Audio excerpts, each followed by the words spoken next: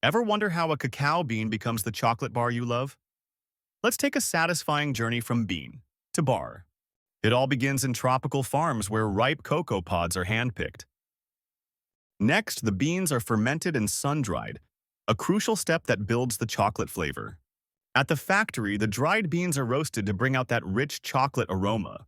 Then we crack open the beans and separate the nibs, the pure heart of chocolate. The nibs are ground into a thick, dark paste called chocolate liquor. No alcohol, just pure cacao.